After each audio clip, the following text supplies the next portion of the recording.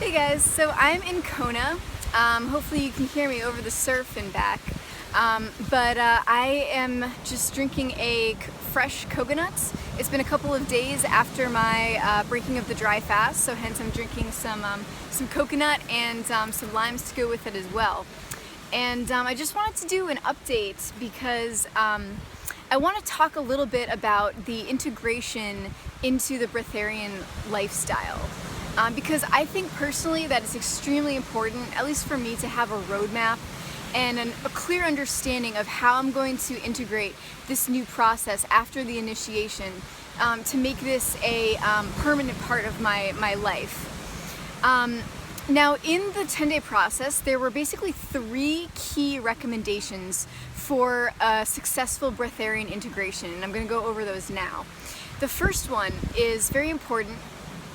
For the first 6 weeks after the initiation, no food whatsoever, no solid food, no fiber, no shakes or anything like that, just basically juice, water, and just liquid diet, right?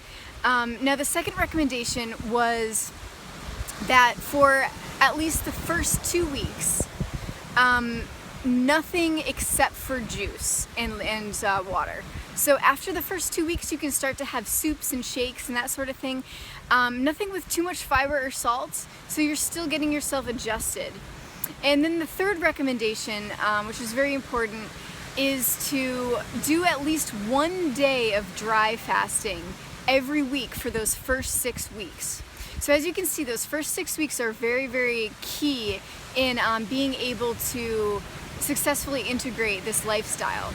Now, I wanted to talk a little bit about my personal plan because I'm going to do things just a little bit differently, seeing as I discussed before, my plan is to start the Pacific Crest Trail and start hiking that at the end of July and come off the trail sometime in the end of October of 2017. And so now the issue for me is that I'm obviously not going to be able to take a juicer onto the trail. I'm not going to be able to eat fruit juices, which would be ideal. So I've decided what my plan is going to be is I'm going to do water, obviously. I'm going to take some water filters and stuff like that. And then I'm also going to take some coconut oil, a jar or 2 of coconut oil. And that's going to be sort of my food, my sustenance, my backup. While I get used to this new lifestyle. And I think that coconut oil is a good choice because it's very nutritious, obviously, but it also you get something that you can just kind of put in your mouth and let it melt in your mouth. It's not like something that you have to chew or you have to really eat or digest. So that's my plan for the first 3 months, actually. So I'm not actually going to do even 6 weeks. I'm going to go beyond that. I'm going to do twice as long. I'm going to do 3 months.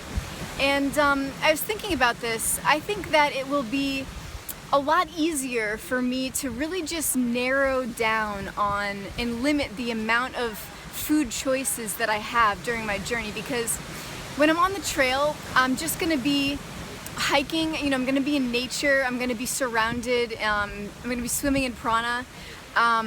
And it's going to be a lot easier to focus with knowing I just have water and coconut oil. I'm not going to be distracted by different tastes and flavors and all that other stuff. I'm just going to be able to really, I think it's going to help me focus integrating this lifestyle.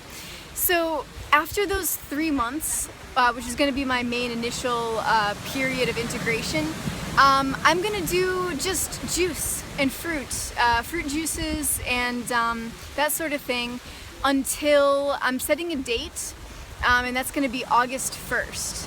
And August 1st will mark approximately about 1 year since my initiation.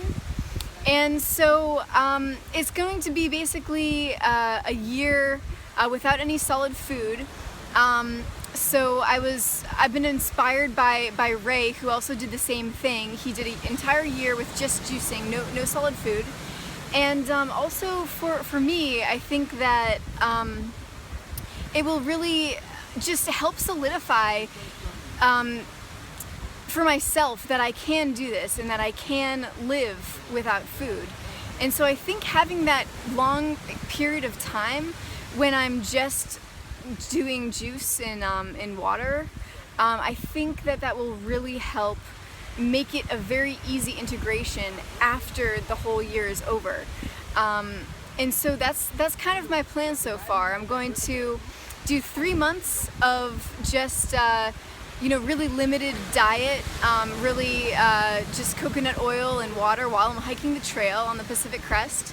And then after that, up until August 1st, which will mark my year, I'm going to do just juice and juicing and fruits and water and that sort of thing. So that's my plan so far. Another goal that I have in order to integrate this lifestyle is the issue of sleep. Now, one of the great advantages of being a breatharian is that you don't really need that much sleep.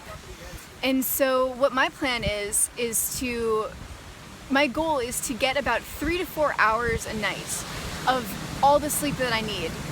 And again, I think that being on the trail and waking up when it's bright out is really going to help me really integrate that into my life, and get my body used to, not needing 8 or 9 hours of sleep every night. I mean, imagine how much more time you would have in your day if you could get all the rest you needed in 3 to 4 hours and then be perfectly fine and feel refreshed. And so that's kind of my goal. So again, integrating the breatharian lifestyle, integrating the new sleep cycles, and another thing that I'm going to be focusing on is just getting exercise every day. That's another very key recommendation in the Breatharian initiation.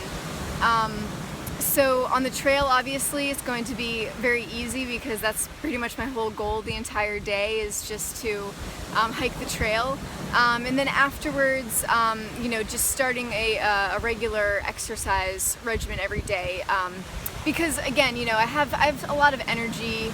I'm noticing even now that even though I'm still integrating this lifestyle, I'm still getting used to it.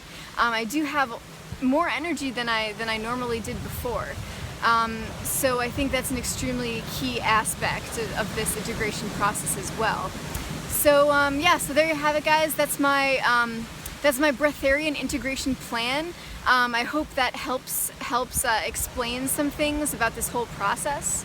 And I will be speaking with you later about some new updates. So thanks for watching, and I'll talk to you later.